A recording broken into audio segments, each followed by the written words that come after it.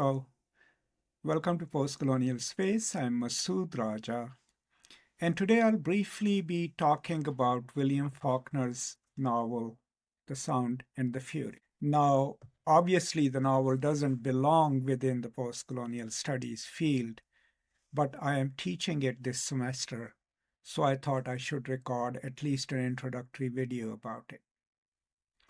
Now, Faulkner needs no detailed introduction. He's a Nobel laureate and is considered one of the great American modernist authors, especially about the American South. He lived most of his life in Mississippi, in Lafayette County, and most of his novels and short stories are set in a fictional county that he creates that he names Yoknapatawpha County. This novel, similarly, is also set up in the same fictionalized counties.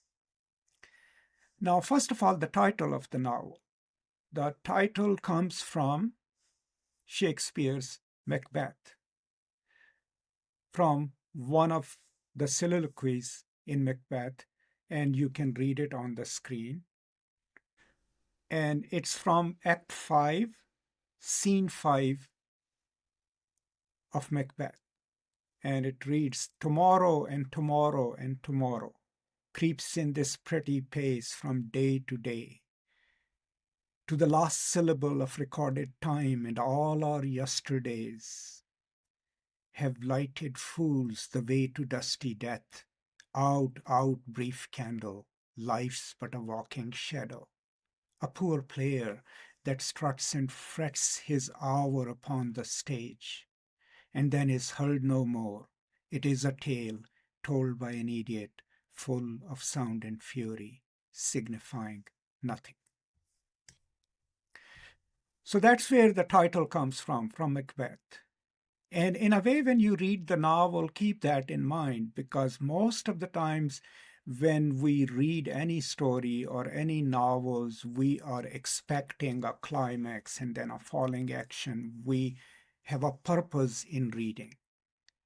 We expect some form of signification. And maybe that is the point, that nothing in particular is being signified in this novel. So coming to the characters, setting is already in the South, right? And it's the fictional Yoknapatawpha County. It's the story of one family, the Compson family. This is probably the last novel within the Compson series. I think Absalom is based in that, and probably a few short stories as well. And this is the family at the final end of its decline, right? And so it was a Southern aristocratic family. So the characters in the novel are Mr. and Mrs. Compson, who are the parents, and we meet them, but they are not really intricately developed as characters. Then there are four siblings. We have Quentin Compson, who is the oldest child. We have Caddy, the daughter, and then we have Benji, or Benjamin, and Jason. So these are the four siblings. Out of these, three of the brothers have developed sections in the novel, and Caddy is only introduced to us from the point of view of others. And then there is Dilsey, who is the family servant's matriarch. She has been with the family all her life, right? She's African American, and she runs the household servants, governs them, guides them. She is sort of a matriarch. These are the main characters of the novel. Okay. Now, the novel has four distinct narrative parts, or you can say narrative sections, and each one of them is in a different voice. The first part is from the point of view of Benji. Now, Benji is special. He's intellectually challenged. He doesn't speak. But in part one of the novel, we see the world, the life in the house and around it, from the point of view and experience of Benji. Now, Benji's section, what we have to keep in mind is that he sees the world through his senses, his sense of smell, sight, touch. And that is what Faulkner has tried to capture, right? A character who sees the world only through his senses and renders it. Another thing to keep in mind in this section, and I'll have more details on it when I do videos on individual sections, is that you have to remind yourself as you read as to where you are. Are you in the present? Are you in Benji's childhood? Are you in one of his flashbacks from his childhood or from his teenage years? A good key to knowing where you are in Benji's section is to see who is his caretaker. In the present time where the novel is set, his caretaker is Luster. When we are in his childhood, his caretaker is Varsh.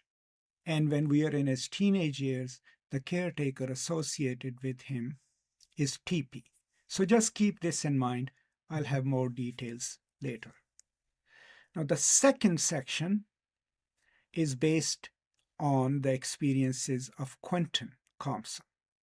And he, remember, is the oldest son. He's intellectual.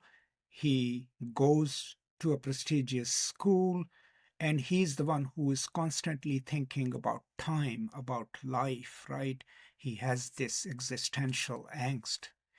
This section is purely in stream of consciousness, right? It's a good example of stream of consciousness writing. So that means that the section doesn't necessarily follow any grammatical rules or commas or paragraphs, right? The main important thing about any stream of consciousness writing is that it's trying to capture how a mind works. So keep that in mind as you read it. The third section is about Jason, the youngest brother. Now, the Jason is more practical, probably more cynical, and probably least likable character in this story. So keep that in mind. And then the fourth section, the final section of the novel, is from the point of view of Dilsey, right? And that's probably the most understandable and also a more comprehensive part of the novel. Because Dilsey Gibson has been in the service of this family all her life. So her point of view, historical and current, about the family encompasses all her own experiences, experiences of other servants, but also the decline of the family. Another thing to keep in mind about the structure of the novel, the narratives, right, is that all the four sections are set around 3 days of Easter. Benji's section is set on April 7, 1929. Quentin is out of time a little bit, but there is contemporary time in it. That is from June the 2nd of 1910.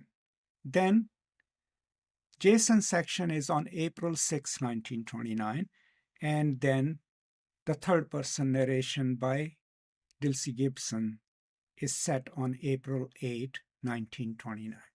So this is the time frame of the four narrative sections of the novel. So let me repeat. The novel was published in 1929 by Faulkner. It's the story of the fall of Compson family. The main characters that are the parents, Jason, the youngest brother, Quentin, Benji, and Caddy, who's the sister, whose character is developed only from the points of view of others. There's also one other character which kind of confuses the reader, and that is Miss Quinton. and that is Caddy's daughter, who now lives with her uncle, right, Jason. Overall, as you read it, I would encourage you to have your own copy of the novel and use annotations, not just about what to look up, but also to locate where you are in any given section of the novel, especially in the Benji section. So then, how was the novel received? Well, when it came out, critics were not even lukewarm about it. They basically thought so much effort was put into a narrative that doesn't render much to the reader, right? And it was not really very well liked by the critics. But eventually, the novel gets traction. It's appreciated for the complexity of its style, for what the author is trying to accomplish. I mean, signifying nothing with a 300-page novel, right?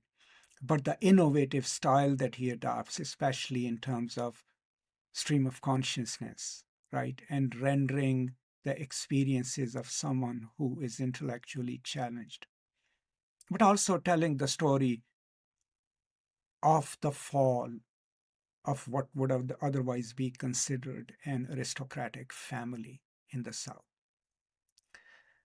So eventually the novel is, respected and written about and is now taught pretty much in all colleges and high schools, and was one of the novels that was considered when Faulkner was being considered for the Nobel Prize.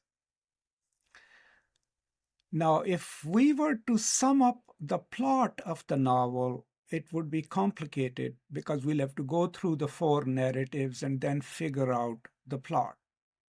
I mean, basically, the plot is all the brothers and sisters growing up in this house, people taking care of Benji, then Caddy getting pregnant out of wedlock and marrying someone else for convenience. And when her daughter Quentin is born, Caddy leaves and she leaves her daughter to grow up with her uncles. She constantly keeps sending money to support her daughter. We can also look at how loving a relationship Caddy has with Benji. She's the only one who understands Benji. And then if we were to look at the climactic moment, that would be in the Jason section or the last section when Miss Quentin, runs away from the house, but she also takes away with her the money that Jason had been holding, the money that her mother was sending to support her, which is technically her money. And she runs away with that money, and Jason is trying to catch her, and he goes to the police, and police is like, where did the money come from? So maybe that is the climactic part of the story, but the story ends on an afternoon where Benji is being driven from the church to the home. But what we know is that the family, the Compson family, as historically known in that town, is almost over, and there is going to be no more of their name in that region, in that area. And maybe that is the conclusive end to the set of stories that Faulkner told and wrote about the Compson family, particularly, but as a larger narrative of the South and its old aristocratic way of life itself. So these are some of my thoughts about the novel. I hope these are useful to you. Please let me know what you think, and I will try and record more detailed conversations on each part of the novel with some hints about how to go about reading it. If you are interested in my take on other novels, please take a look at this playlist, which will come up soon, and it has my explanations and discussions of various post-colonial novels mainly. I hope you find it useful. Thank you so much. Stay safe, take care of each other, and as always, peace and love.